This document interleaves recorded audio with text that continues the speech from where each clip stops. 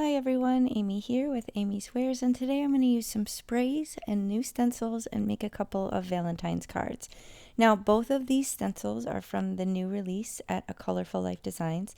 Super cute, loads of fun new stencils in the shop, and I have 4 different distress oxide colors that I'm going to use. So I will try and remember to link everything below. If I forget anything, let me know in the comments, but if you expand and scroll down, you'll find that information there.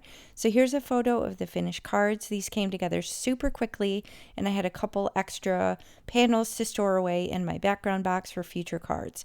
So this is Love Flower stencil. This is the first one. I'm trying to line it up in my splat box as best as possible. It was easiest to just lift it up and set it down. Now you can use pixie spray. I don't feel the need because I feel like in this instance, when you just spray straight down like this, it works fine. So I'm using this really pretty pink color, and then I'm going to go over some of it with gray just to add some kind of variance in color. And then I'm going to lift this off and show you this amazing design. Now I don't want to waste all this ink left over on the stencil, so I'm going to do a monoprint, and I have my brayer here.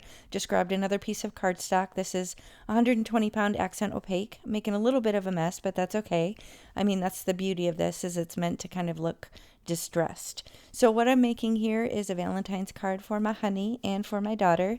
This one is called Side Heart stencil, and I'm going to use the blue and the purple on this one for my husband. So I'm starting mainly with the blue and then just a couple little patches of the purple, just again to add variance in color. And then I'm coming over this one again with that shimmer spray just to add a little extra something to it. So same thing here. Don't want to waste the ink. I'm going to do a monoprint.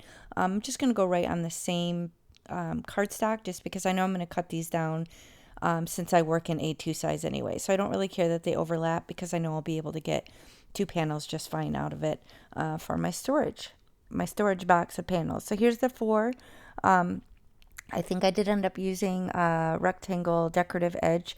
I'll show you that in a little bit, but I'm figuring out how I want to finish it. I'm kind of going to my love category. I have these kind of separated by category. This is my storage solution for my sentiments. I have a bunch of them die cut out and ready to go. These are baseball card pocket protector sheets. So I'm going to do the 𝗂𝗁𝗃 on the one for my husband, and then I'm looking for some other love-related one for my daughter. I think I ended up going with You Are So Loved.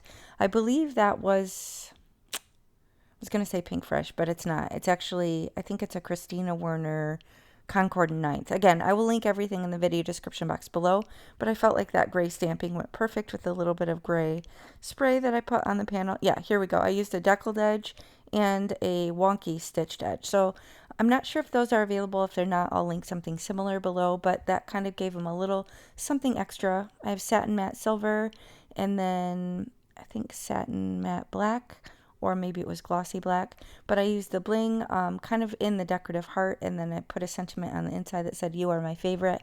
That's what I'm always saying to her. And then tailored expressions, "You make my heart happy for my sweetheart." So again, these are Valentine's Day cards, super easy. Bust out those sprays, use them with your stencils, and be sure to check out the January release at 𝗁𝗁𝗃 Life Designs, because there's so many amazing stencils, and be sure to use my coupon AmyFan10.